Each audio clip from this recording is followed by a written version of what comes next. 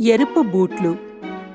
ఒకానొకప్పుడు చాలా దూరంలో ఉన్న దేశంలో క్యారెన్ అనే ఒక అందమైన అమ్మాయి ఉండేది.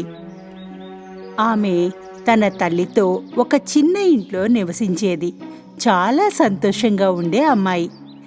ఆమె ఆసక్తిగా ఉన్న ప్రతి దాని గురించి ఆమె తల్లిని అడుగుతుండేది. అమ్మా, ఆకాశంలో ఆ చిన్న లైట్లు ఏంటి? అవి నక్షత్రాలు క్యారెన్. భూమిపై నివసించే ప్రతి ఒక్కరూ చివరిగా నక్షత్రంగా మారతారు. ఆకాశంలో ఎప్పటికీ మెరుస్తుంటారు. క్యారెన్ వద్ద ఒక బొమ్మ ఉంది, ఒక డ్రెస్, ఇంకా బయటికి వెళ్ళేటప్పుడు వేసుకుని ఒక జత చెక్క చెప్పులు మాత్రమే ఉన్నాయి. ఆమె కోసం ఆమె తల్లి తయారు చేసిన చెక్క చెప్పులు సౌకర్యవంతంగా లేవు, కానీ ఆమె వద్ద ఉన్నవి అవి మాత్రమే. ఒకరోజు క్యారెన్ తల్లి అనారోగ్యంతో ఉంది. కాబట్టి క్యారెన్ తన తల్లికి మందులు కొనడానికి పట్టణానికి వెళ్ళింది. దారిలో ఆమె రోడ్డు పక్కన ఒక పెట్టెలో ఒక జత ఎర్ర బూట్లు చూసింది. బూట్లు చాలా అందంగా ప్రకాశించాయి. క్యారెన్కు వాటిని వదిలేయాలని అనిపించలేదు. చూడమ్మా, నేను వీటిని రోడ్డు మీద కనుక్కున్నాను. అందంగా ఉన్నాయి కదా, నాకు సరిపోతాయి. ఇవి మరొకరికి చెందినవి కావచ్చు క్యారెన్. వెంటనే వాటిని వెనక్కి పెట్టేసిరా. కానీ వాటి యజమాని ఉంటే ఆమె వాటిని అక్కడెందుకు పెట్టెలో పెట్టుండేది? బహుశా యజమానికి తెలియకుండా పడిపోయి ఉండొచ్చు. అప్పుడు వాళ్ళు ఇలా వదిలేయకూడదు. నేను వాటిని కనుగొన్నాను, ఇప్పుడు ఇవి నా బూట్లు. తల్లి, నేను చెప్పేది జాగ్రత్తగా విను. నేను ప్రస్తుతం నీకు కొత్త బూట్లు కొనలేకపోవచ్చు, కానీ ఆ కారణంగా ఇతరుల బూట్లు నువ్వు మరొకరు వేసుకోవడం నాకిష్టం లేదు. దయచేసి మొండిగా ఉండొద్దు. ఈ ఎరుపు బూట్లు వేసుకోనని మాటివ్వు. క్యారెన్ తన తల్లికి ఎర్రటి బూట్లు వేసుకోనని మాటిచ్చింది. వాటిని తన మంచం కిందే దాచిపెట్టి ఉంచింది. నెలలు గడిచిపోయాయి. ఒకరోజు క్యారెన్ ఇంటికి వచ్చింది. ఇంట్లో ఆమెకు తల్లి కనిపించలేదు. తన తల్లి ఆకాశంలో ఒక ప్రకాశవంతమైన నక్షత్రంగా మారిందని తెలుసుకునే వరకు ఆమె మొత్తం వెతికింది. మరుసటి రోజు తన తల్లి అంత్యక్రియలకు వెళ్లేటప్పుడు క్యారెన్ ఆ ఎర్రటి బూట్లు వేసుకుంది. అంత్యక్రియలకు వచ్చిన వారు క్యారెన్ బూట్లపై నుంచి కళ్ళు తిప్పుకోలేకపోయారు. ఎంత పెద్ద తప్పు, ఎంత అమర్యాద! అంత్యక్రియలకు ఎర్రటి బూట్లా? కానీ క్యారెన్ పట్టించుకోలేదు, ఎందుకంటే ఆమెకు బూట్లంటే చాలా ఇష్టం. మంచి మనసున వృద్ధురాలు శ్మశాన వాటికను దాటింది.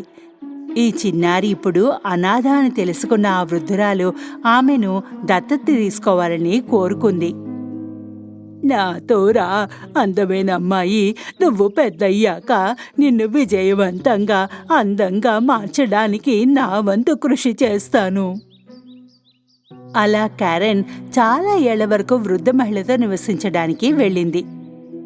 క్యారెన్, నువ్వు నీ తల్లి అంత్యక్రియల నుండి ఈ బూట్లు వేసుకునే ఉన్నావు.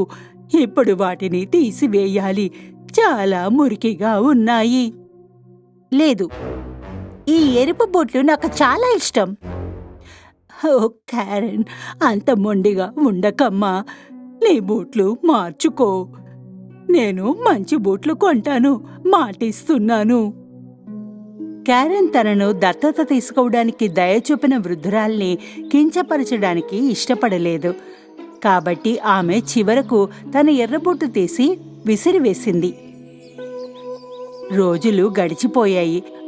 ఒక రోజున క్యారెన్ తన కొత్త గదిలో కొత్త బట్టలు, బొమ్మలతో ఆడుకుంటోంది. వృద్ధురాలు కొత్త జత బూట్లు తెచ్చిచ్చింది. కానీ క్యారెన్కు ఆ బూట్లు అస్సలు నచ్చలేదు. కానీ ఇవి నీలం, అస్సలు బాలేదు. నాకివి అస్సలు నచ్చలేదు. రాబోయే కొన్నేళ్లు క్యారెన్ తన ఎర్రటి బూట్లని మర్చిపోలేకపోయింది. ఆమె అందమైన యువతిగా ఎదిగింది, కానీ ఆమె మొండి వైఖరి మాత్రం అలాగే ఉంది.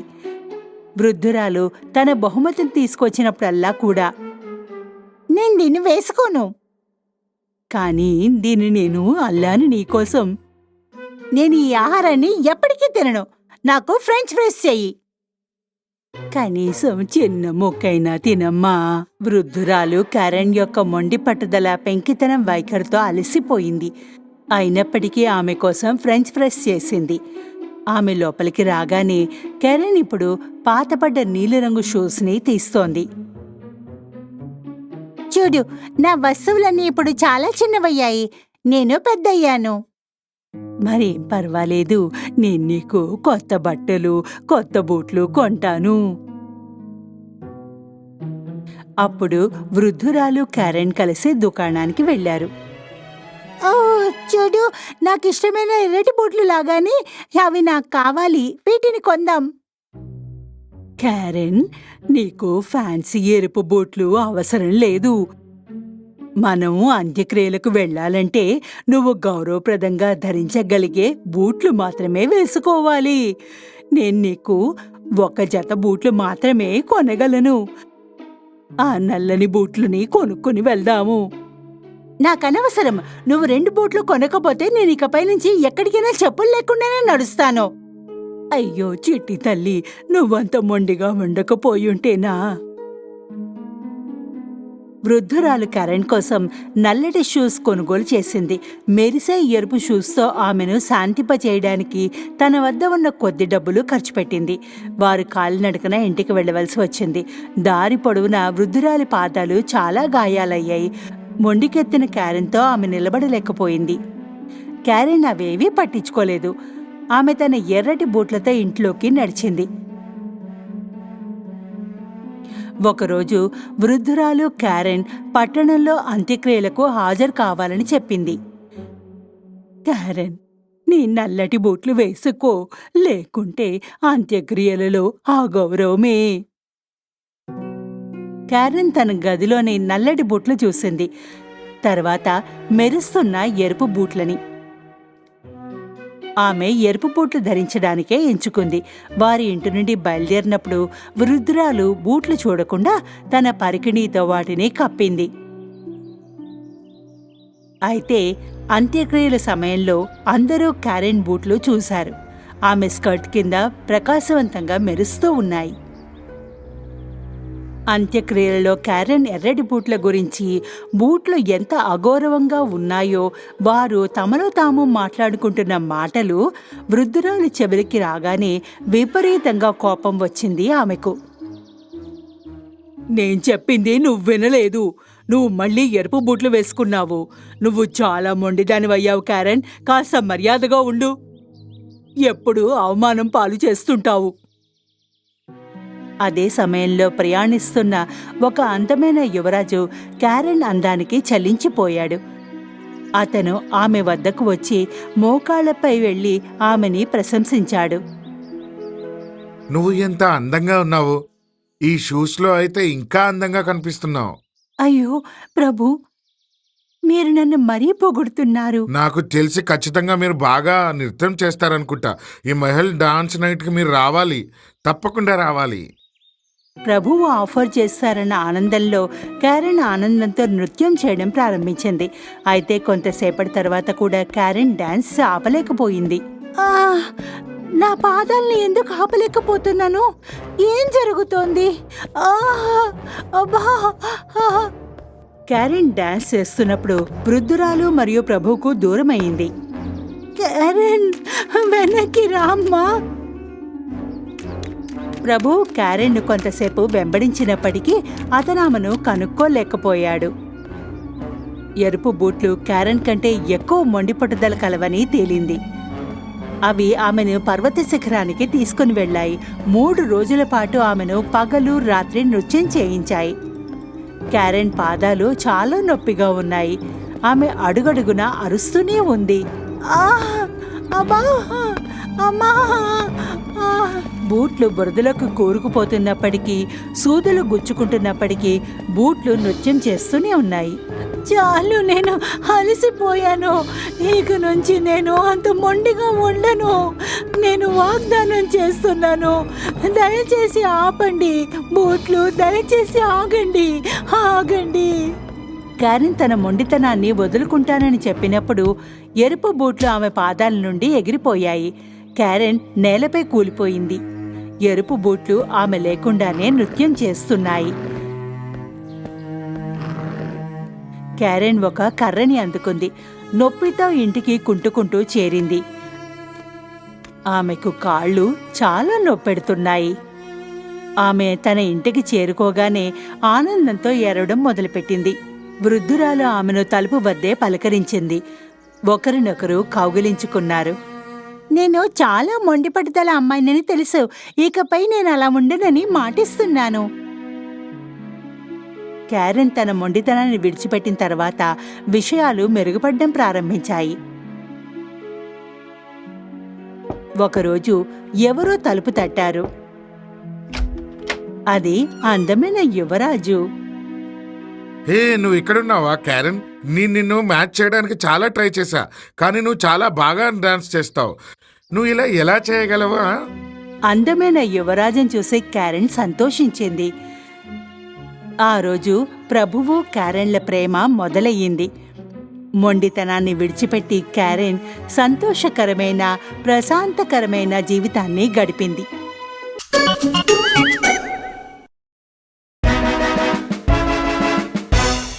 చాలా కాలం క్రితం ఒక రాజు ఉండేవాడు. అతనికి 12 మంది అందమైన కూతుళ్ళుండేవారు. ఆ 12 మంది రాకుమార్తెలు అందరూ కలిసి ఒక పెద్ద అందమైన గదిలో ఉండేవారు. ఆ రాజు తన కూతుళ్ళని ప్రాణంలా చూసుకునేవాడు. రాత్రి నిద్రపోయే ముందు వారిని బయటికి వెళ్లేందుకు అనుమతించేవాడు కాదు. కాని ప్రతి ఉదయం మేలుకోగానే ఏదో ఒక అద్భుతం జరుగుతూ ఉండేది. రాకుమార్తెల చెప్పులు రాత్రంతా ఎవరో వేసుకుని నృత్యం చేసినట్టుగా ఉండేవి. రాజు తన కూతుళ్లకు కొత్త షూలని ప్రతిరోజు కొనవలసి వస్తుండేది. ఆ మర్నాడు మళ్ళీ ఆ చెప్పుల్ని ఎవరో వాడినట్టుగా ఉండేవి. మహలులో రాజు లేదా అతని మనుషులు చెప్పుల మిస్టరీని కనుక్కోలేకపోయారు. ఇదెలా సాధ్యమవుతుంది? ఒకే రాత్రికి చెప్పుల జత ఎందుకు ఇలా పాడవుతున్నాయో నాకు అర్థం కావటం లేదు మహారాజా. మాకు అర్థం కావటం లేదు. చివరికి రాజు అన్నాడు, ఏ వ్యక్తి అయితే నా కూతుళ్ళ యొక్క చెప్పుల రహస్యాన్ని పరిష్కరిస్తాడో అతను మెచ్చిన కూతుర్నిచ్చి పెళ్లి చేస్తాను. తనని నా అల్లుడిగా చేసుకుంటాను. నా మరణాంతరం తన్నే రాజుగా ప్రకటిస్తాను. అయితే ఆ వ్యక్తి వద్ద కేవలం 3 రోజులు మాత్రమే సమయం ఉంటుంది. లేకుంటే అతను మిగతా జీవితాన్ని జైల్లోనే జీవించవలసి ఉంటుంది. రాజ్యంలో ఎంతో మంది యువకులు, ఇతర రాజ్యాల నుండి యువరాజులు కూడా మహల్కి ఈ పని కోసం వచ్చారు.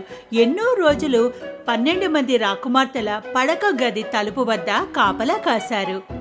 కానీ కాలం గడుస్తున్నా ఎవరూ ఈ రహస్యాన్ని కనుగొనలేకపోయారు. చెప్పులు అదే విధంగా ప్రతి రాత్రి వాడబడుతూనే ఉన్నాయి. చివరికి ఓ మంచి మనసున్న యువకుడు ఈ పని చేయడానికి వచ్చాడు. అతను మహల్కి వెళ్ళడానికి తయారయ్యాడు. దారిలో ఒక ముసలావిడ కలిసింది. ఆమె ఎంతో పేదదానిలా ఉంది. బిడ్డ, చాలా ఆకలిగా ఉంది. ఒక రొట్టె ముక్క ఇచ్చి నాపై దయ చూపించగలవా? ఆ యువకుడు తన సంచిలో ఉన్న ఆహారాన్నంతా ఆ ముసలి అవ్వకు ఇచ్చేశాడు. ఆ మహిళ ఎంతో సంతోషించింది. ఎందుకంటే అక్కడి నుండి అంతకుముందు ఎవరు వెళ్ళినా ఆమెకు ఏమీ ఇవ్వలేదు. ఆ అవ్వకు తెలుసు ఆ యువకుడు ఇతరులకు భిన్నంగా ఉన్నాడని. అందుకే ఆమె అతని ఇచ్చిన ఆహారానికి బదులు మ్యాజిక్ కేప్ ని ఇచ్చింది. ఈ మ్యాజిక్ కేప్ ని తీసుకో. నేను నువ్వు తొడుక్కున్నప్పుడు నువ్వు మాయమైపోతావు. రాత్రి 12 గంటలు కాగానే నువ్వు ఈ కేప్ ని వేసుకుని మాయమైపో. ఈ విధంగా నువ్వు చెప్పుల రహస్యాన్ని ఛేదించగలవు. అయితే ఒక విషయం గుర్తుంచుకో, రాకుమారి తాగడానికి నీకేమిచ్చినా తాగద్దు. ఆ యువకుడు ఆ కేప్ని తీసుకుని మహల్ వైపుకి నడిచాడు. అక్కడికి చేరుకుని తన రాకుమార్తెల చెప్పుల రహస్యాన్ని ఛేదించడానికి వచ్చానని చెప్పాడు. మొదటి రోజు రాకుమార్తెల గది బయట కాపలా కాస్తుండగా పెద్ద రాకుమారి వచ్చి నిమ్మకాయ రసాన్ని యువకునికి తాగడానికిచ్చింది. మీకు దాహంగా ఉందనుకుంటా. నేను మీకోసం నిమ్మరసాన్ని తయారు చేశాను. దీన్ని స్వీకరించండి. ఆ యువకుడు అవ్వ చెప్పిన మాటని మర్చిపోయాడు. నిమ్మకాయ రసాన్ని తాగేశాడు. షర్బత్తుని తాగగానే అతను గాఢ నిద్రలోకి జారుకున్నాడు. మొత్తం రాత్రంతా రాకుమారి అతని కోసం ఏర్పరిచిన గదిలో గురక పెట్టి హాయిగా నిద్రపోయాడు.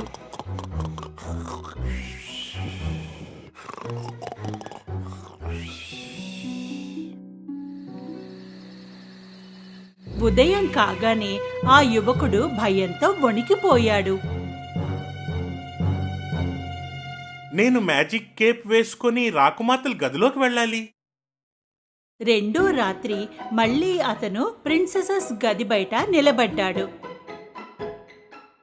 ఈసారి రెండో రాకుమార్తె షర్బత్తుని తీసుకుని వచ్చింది. ఆ యువకుడికి కాపలా కాస్తుండగా దాహం వేసింది. అతను రాత్రి కావడం కోసం వేచి ఉన్నాడు. ఏ మాత్రం ఆలోచించకుండా అతను షర్బత్తుని తాగేశాడు. మళ్ళీ అతను గాఢ నిద్రలోకి జారుకున్నాడు. మర్నాడు ఉదయం లేవగానే అతనికి అవ్వ చెప్పిన మాటలు గుర్తుకొచ్చాయి. రాకుమారి తాగడానికి నీకేమిచ్చినా తాగద్దు. రాకుమార్తె ఇచ్చిన ఆ షర్బత్లో బహుశా నిద్రమందు కలిపి ఉంటుంది. అప్పుడే రాజు అక్కడికి వచ్చాడు. 2 రోజులు గడిచినా ఇంకా నువ్వు ఆ చెప్పుల రహస్యాన్ని తెలుసుకోలేకపోయావు. ఈ రాత్రికి కూడా తెలుసుకోలేకపోతే నీ మిగిలిన జీవితమంతా చెరసాలలోనే గడపవలసి ఉంటుంది. రాజు ఇలా చెప్పి అక్కడి నుంచి వెళ్ళిపోయాడు. ఆ యువకుడికి ఎలాగైనా సరే విషయం తెలుసుకోవాలని నిర్ణయించుకున్నాడు. ఆ రాత్రి ఆఖరిసారిగా రాకుమార్తెల గది బయట కాపలా కాయసాగాడు. ఈసారి చిన్న రాకుమారి ఆరెంజ్ జ్యూస్ ని తీసుకుని వచ్చింది. అయితే ఈసారి ఆ యువకుడికి బాగా గుర్తుంది. రాకుమార్తె అక్కడి నుంచి వెళ్ళగానే ఆ షర్బత్ని కుండీలో పారపోసేశాడు. అర్ధరాత్రి అయింది. ఆ యువకుడు మ్యాజిక్ కేప్ ని వేసుకుని మాయమయ్యాడు. నెమ్మదిగా అతను రాకుమార్తెల గది తలుపు తెరిచాడు. అక్కడ కనిపించింది చూసి ఆశ్చర్యపోయాడు. రాకుమార్తెలందరూ తమ అత్యంత సుందరమైన దుస్తుల్ని ధరించి జుట్టుని అలంకరించుకుని మేకప్ వేసుకుని ఉన్నారు. చూద్దామా ఆ కాపలా కాస్తున్న యువకుడు నిద్రపోయాడో లేదో. ఒక ప్రిన్సెస్ తలుపు తెరిచి బయటికి వచ్చింది. ఇక రెండో తలుపు దగ్గర చెవిని పెట్టింది. అప్పుడు ఆ యువకుడికి తెలిసింది తను గురక శబ్దం చెయ్యాలని.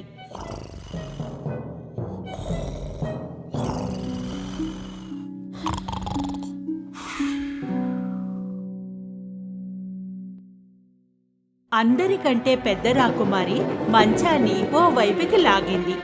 3 సార్లు చప్పట్లు కొట్టింది. మంచానికి మరోవైపున ఒక సొరంగం తెరుచుకుంది. ఆ యువకుడు తన కళ్ళని తానే నమ్మలేకపోయాడు. ఒకరి తర్వాత మరొకరు వరుసగా ఆ సొరంగం గుండా బయటకు వెళ్లారు. ఆ యువకుడు కూడా వారి వెనకాలే వెళ్ళాడు. ఈ రహస్య సొరంగం మెట్ల వైపుకు వెడుతోంది. అక్కడ 100 మెట్ల వరకు కిందికి వెళ్తున్నాయి. యువకుడి కాలు పొరపాటుగా ఒక రాకుమార్తె స్కర్ట్ పైన పడింది. ఎవరో నా స్కర్ట్ పైన కాలు వేశారు. పిచ్చిదనా, అది నీ కాలే అయి ఉంటుంది. మెట్లు దిగగానే వాళ్ళు అడవికి చేరుకున్నారు. వాళ్ళు అందమైన వెండి కొమ్మలు ఉన్న ఎత్తైన చెట్లని దాటి వెడుతున్నారు. యువకుడు ఒక కొమ్మని ఉంచుకొని వెనకాలే వెళ్ళసాగాడు. చాలా సమయం నడిచాక ఆ రాకుమార్తెలు ఒక నది ఒడ్డుకు చేరుకున్నారు. ఆ నదిలో 12 నావలు ఉన్నాయి. అందులో 12 మంది రాకుమారులు వీరి కోసం వేచి ఉన్నారు. ఆ రాకుమార్తెలు నావలోకి వెళ్లి కూర్చున్నారు.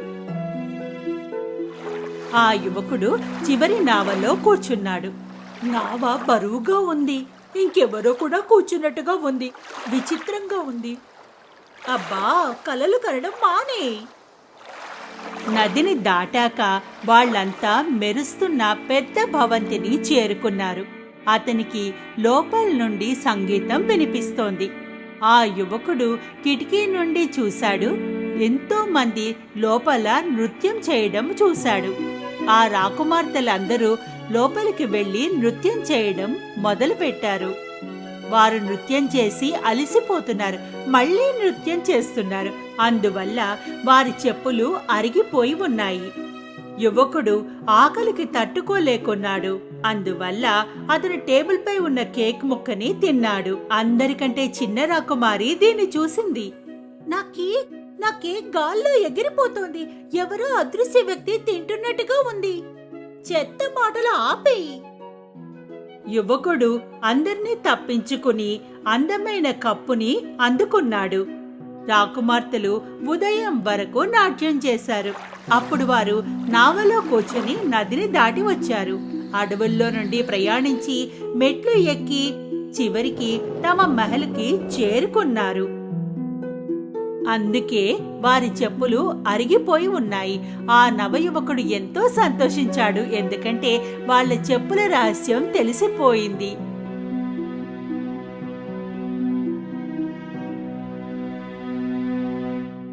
కొంతసేపటి తర్వాత రాజు ఆ యువకుడి వద్దకు వెళ్ళాడు. నీకిచ్చిన సమయం నేటితో పూర్తవుతుంది. ఈ రహస్యాన్ని కనుగొన్నావా? అవును మహారాజా, నేను తెలుసుకున్నాను. మహారాజుకి జరిగిందంతా చెప్పాడు. రాజు అతని మాటల్ని ముందు నమ్మలేదు. యువకుడు అడవి నుండి తెచ్చిన తెల్లని కొమ్మల్ని, మెరుస్తున్న కప్పుని చూపించాక నమ్మకుండా ఉండలేకపోయాడు. ఇక రాజు తన మాటని నిలబెట్టుకుంటూ ఆ యువకునితో తనకి నచ్చిన రాకుమార్ని ఎంచుకోమని ఆమెనిచ్చి వివాహం జరిపిస్తానన్నాడు. యువకుడు తనకి అందరికంటే చిన్న రాకుమారు నచ్చిందన్నాడు. ఆ 12 మంది రాకుమార్తెలు సంతోషంగా లేరు, ఎందుకంటే వారి రహస్యం అందరికీ తెలిసిపోయింది. కాని ఆ యువకుడు చిన్న రాకుమారి పెళ్లి చేసుకుని సంతోషంగా కలిసి జీవించారు.